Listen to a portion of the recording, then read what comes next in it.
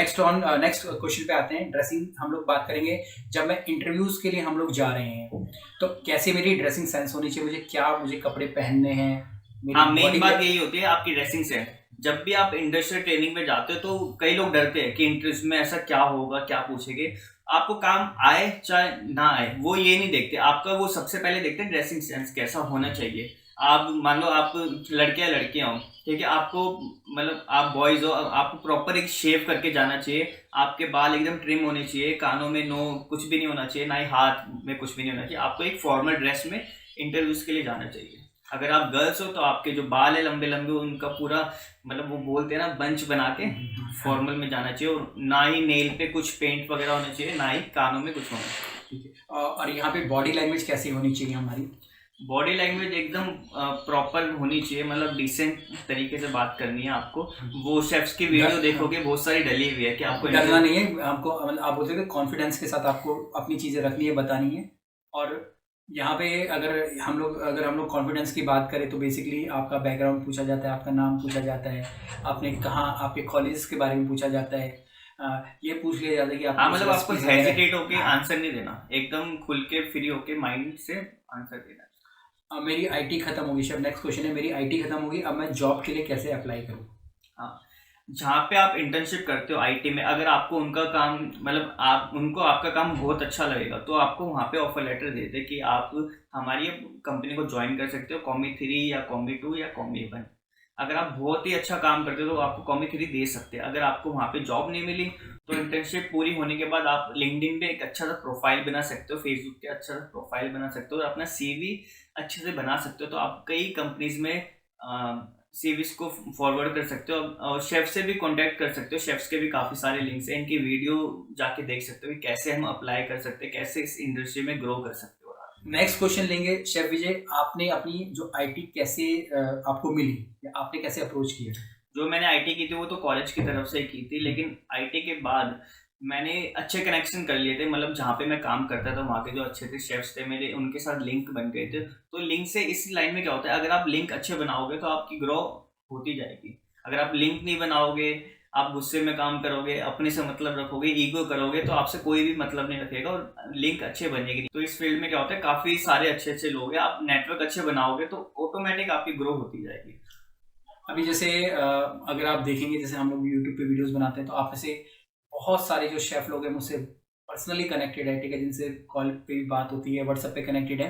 तो एक तरीके से नेटवर्क बन जाता है और इस दुनिया में अच्छे लोगों की ज़रूरत है खासकर। और इस समय अगर मैं बोलूँ, एक इंजीनियर को ढूंढना बहुत आसान हो गया है, एक शेफ़ को ढूंढना सबसे ज़्यादा मुश्किल हो गया है। सही बात। ठीक है। और अगर आप देखोगे, आप कहीं पे भी चले जाना, हर जगह मैन पावर की ज़रूरत है। ठीक है, तो जॉब मिलना मुश्किल नहीं होता, बट एक स्किल्ड और एक अच्छी मैन पावर और एक अच्छे स्किल्ड प्लस उसके एक अच्छे एटीट्यूड मिलना बहुत मुश्किल हो जा रहा है। बिल्कुल। नेक्स्ट क्वेश्चन पे मूव ऑन करेंगे।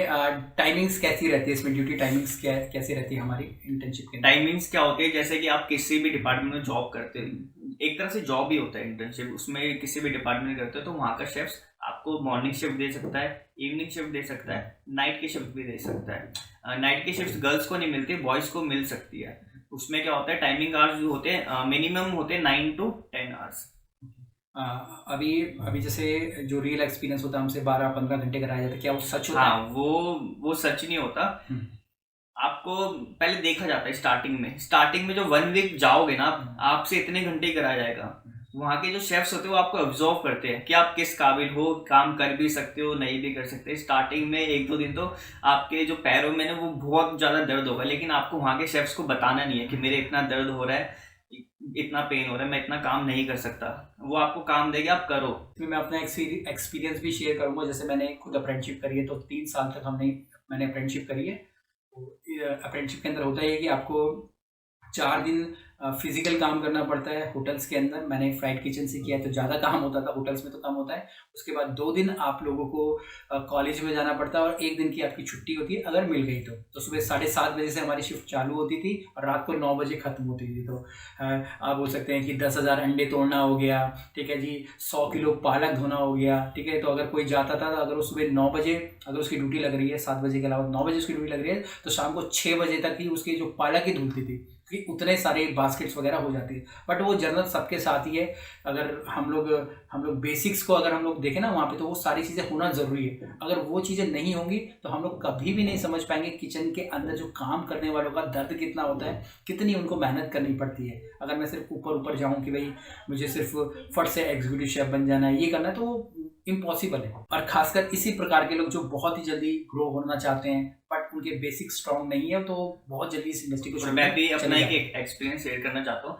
मैं क्या करता था, मेरी ड्यूटी होती है 10 आवर्स की होती थी। 10 आवर्स के बाद मैं 2-3 घंटे एक्स्ट्रा क्वांटिटी डिपार्टमेंट में करता था कि मैंने इंडियन में तो 10 घंटे काम कर लिया, लेकिन 2 घंटे में वहाँ पे जाके एक्स्ट्रा करूँ। मेरे को शेफ्स रोकते नहीं थे, लेकिन मैं खुद रुकता था क्योंकि मुझे और आगे काम सीखना चाहता था मैं। और मैं ना अपनी पॉकेट में छोटी सी डायरी रखता था, ताकि कोई भी शेफ ना टिप्स वगैरह दे रहा है, मतलब टिप्स दे रहा है, आइडिया दे रहा है, न्यू न्यू टेक्निक्स बता रहा है, तो आपको उसी टाइम फटाफट नोट कर लो, क्योंकि आप घर जाते हो तो आधी चीज़ें तो रास्ते में ही भूल जाओगे, लेकिन अगर उस टाइम नोट कर लोगे तो वो याद रहेगा।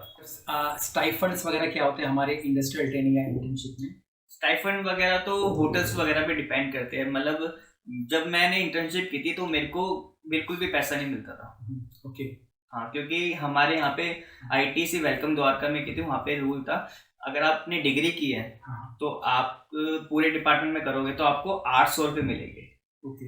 मतलब ये 6 साल पहले की बात कर रहा हूँ। हाँ। और अगर आप किचन में डिपार्टमेंट में करोगे तो आपको बिल्कुल भी पैसा नहीं मिलेगा। मेरा मानना है अगर आप इंटर्नशिप में जा रहे हो तो पैसे बिल्कुल भी मत देखो। अगर स्टार्टिंग में आपने पैसे की तरफ ध्यान दे लिया तो आपकी लर्निंग ग्रोथ बिल्कुल बंद हो जाएगी, आप सीख नहीं पाओगे काम, क्योंकि आपका जो फोकस होगा पैसों की तरफ ज़्यादा होगा।